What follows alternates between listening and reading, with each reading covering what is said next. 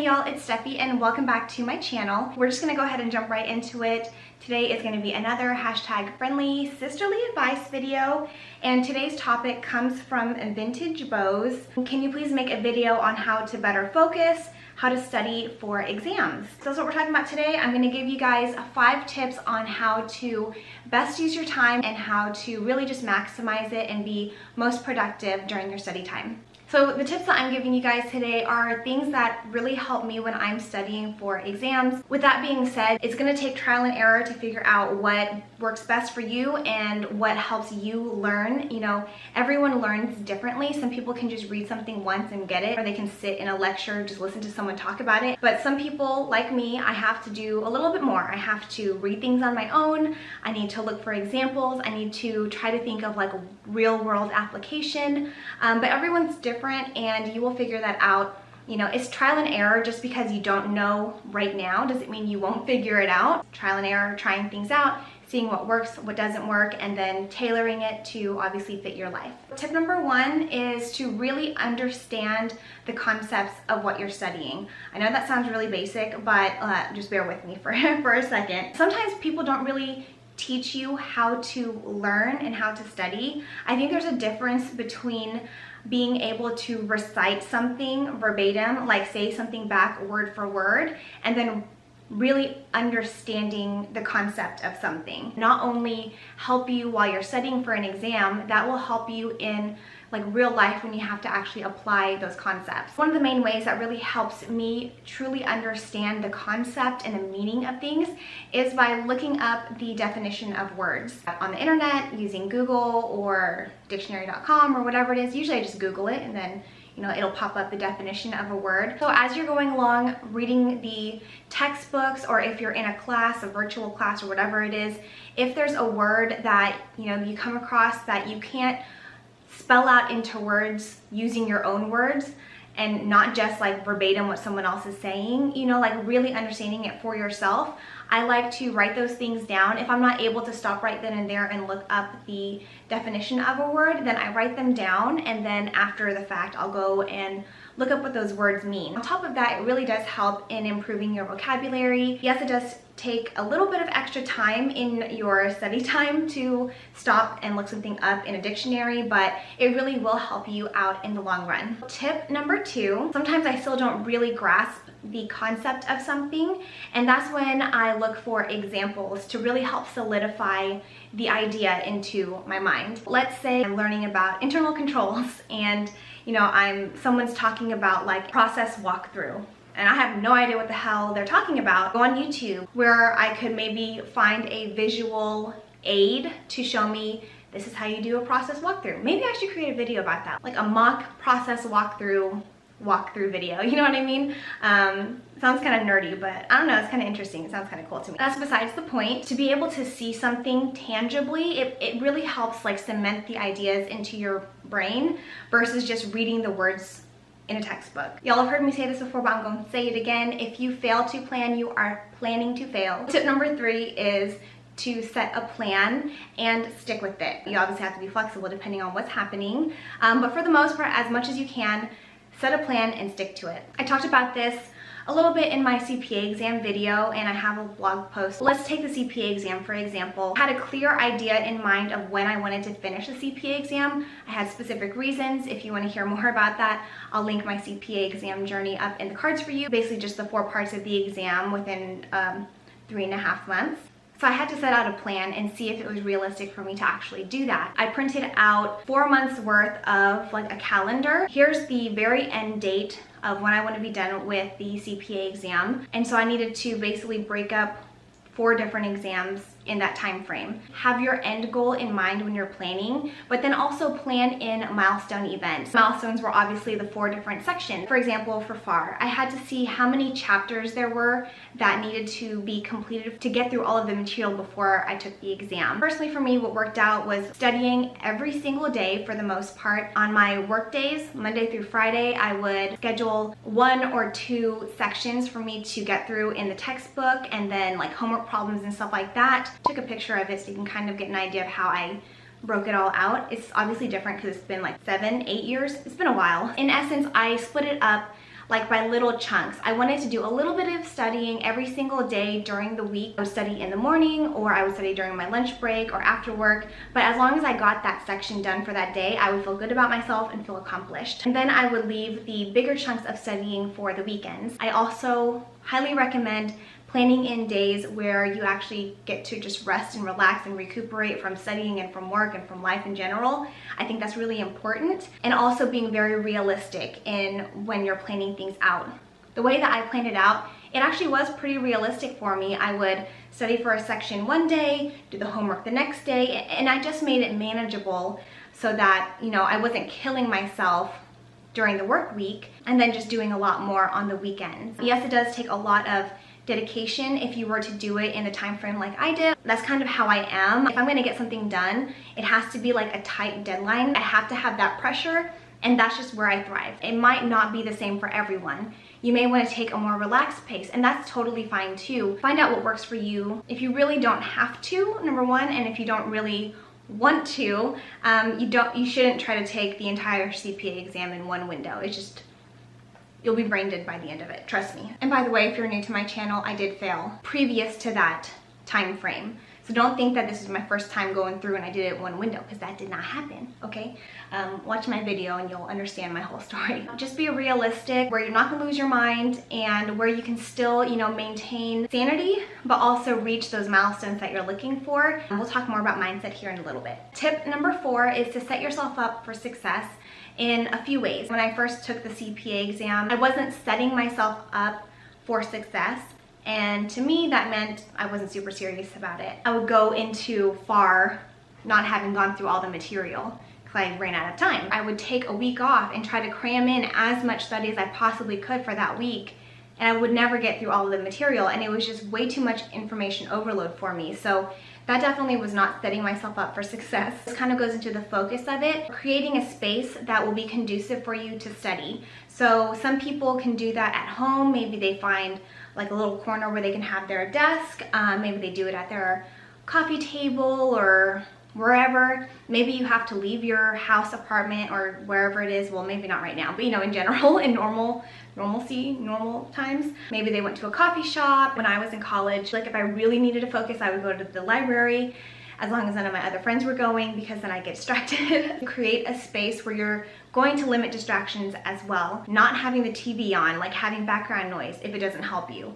For me, that doesn't help me, I get distracted. That means the type of music that you listen to. When I'm really focusing, I don't want to hear like a bunch of words and intensity and stuff like that. Sometimes what I need is classical music, something that will really help me focus on what I'm doing, or maybe I don't need any background noise. All I need is my brain thinking and my pen writing and me reading. I remember when I first started taking the CPA exam, you know, I would say like, I'm studying. I'm gonna study for 2 hours, rather than me thinking of like, let me make the most of those 2 hours. 2 hours were up, I'd go and do whatever I wanted to do. That's why it kind of helped me to give myself certain sections to get through, homework problems, you know, versus keeping it kind of open-ended, like get as much as you can done in 2 hours. Really motivated me to focus, to really understand it, to get through the homework problems, and not only get through it, but like pass them and understand them. If I didn't pass them, go back and read what, you know, what I missed. That way, if you get through what you had set out to get through for that particular day, you can feel great about it, you know, take a break,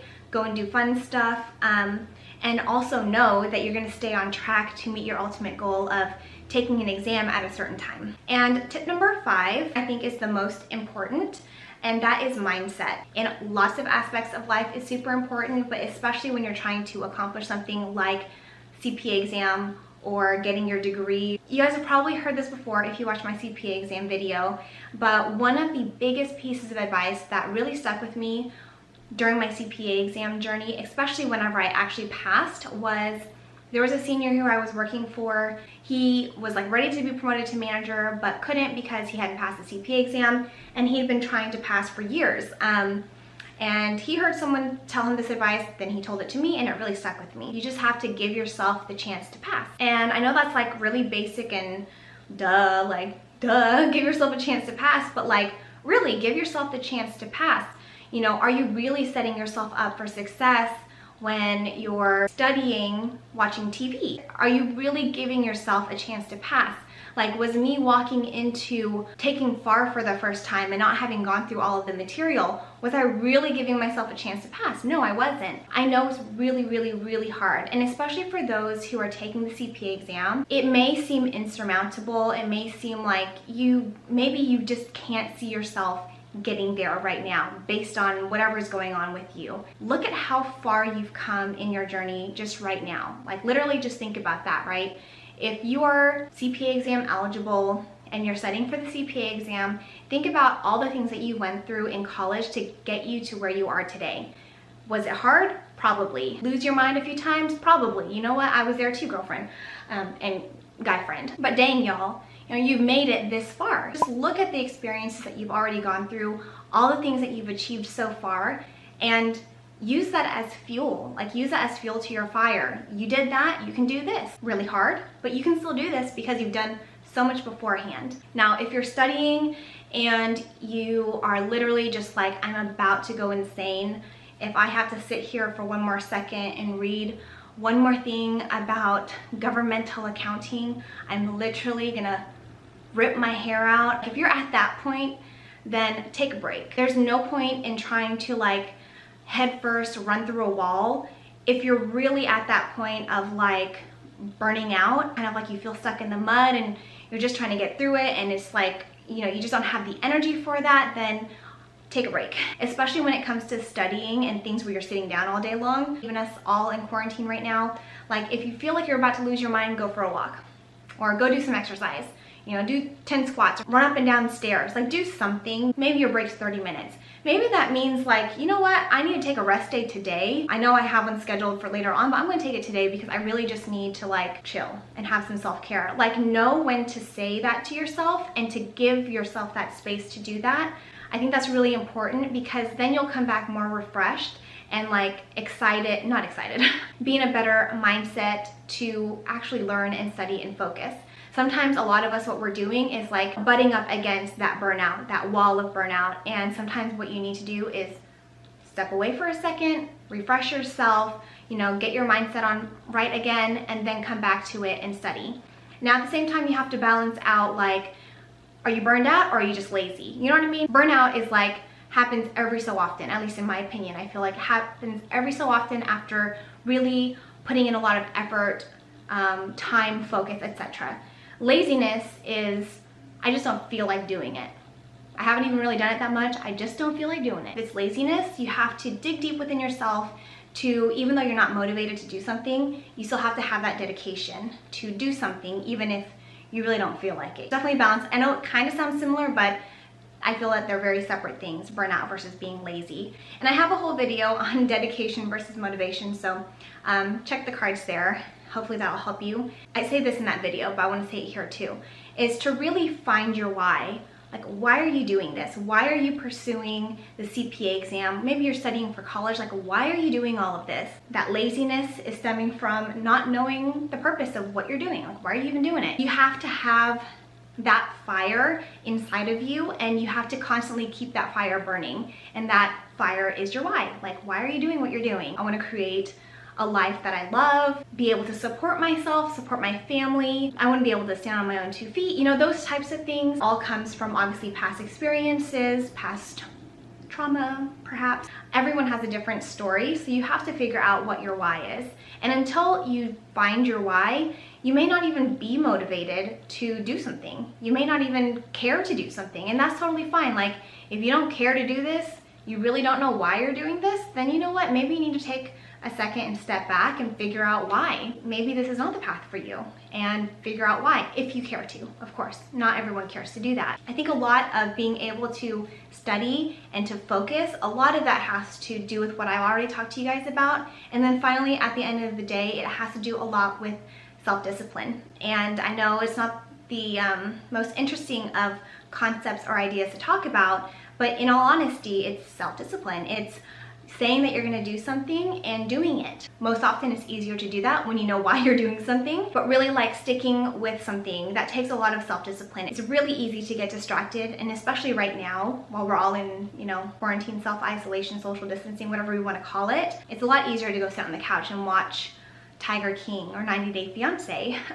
Not to say that that's wrong, but obviously not all the time. There's balance in life. I think there's something really special about being able to have self-discipline and to be able to keep yourself on track to reach your goals. If you're a person who has goals and you want certain things out of life, you have to be the one to get yourself there. Like, as much as I can give you advice, which I love doing, and as much as I can try to be like, you know, on your journey with you as much as I possibly can, like, I can't be the one to push you, or whoever else, me, anyone else, can't be the one to push you at times. Sometimes you have to do it yourself. And it's great to have a support system, but at the end of the day, it has to start within yourself too. So practicing that self-discipline, for me, maybe I don't need cookies and ice cream every single day. Maybe I could have an orange with tahini. That's self-discipline to me, and I've been struggling with that. All right, y'all, so those are my tips for studying effectively, staying focused, and just really maximizing the time that you have to study. Hopefully right now you have a little bit more time, and hopefully by sharing these tips you found ways to do it more productively. So I hope this video was helpful. If it was, please be sure to give it a thumbs up. I would greatly appreciate it. If you have any other topics you want some friendly sisterly advice about, then leave them in the comments below and I'll be sure to get back to you. If you watched my last video, you heard that I'm looking into creating my own like little one-on-one coaching situation. So I'm still working on that, so I don't have any updates for you guys there, but I did just want to mention it because if you want like one-on-one advice on your specific journey right now and it be more timely, then that's the purpose of me creating kind of this career coaching, friendly sisterly advice, one-on-one type situation. So anyways, I'm still planning it out, but I just wanted to kind of throw it out there. If you're not already part of the Subby fam, I hope that you will consider joining because we would love to have you. Stay safe, stay positive and healthy, and I'll talk to you on my next video. So, I know it's been a couple of weeks since I've done a video, you know what I mean? No, you don't know what I mean. How's my hair looking? It's a little cray. Okay, all right, so that's what mold it, you know what I'm saying? And you didn't come this far to come this far, you know what I'm saying? So you know what I mean? Like, yeah, try to give it up. So clearly Juicy is really interested in this topic.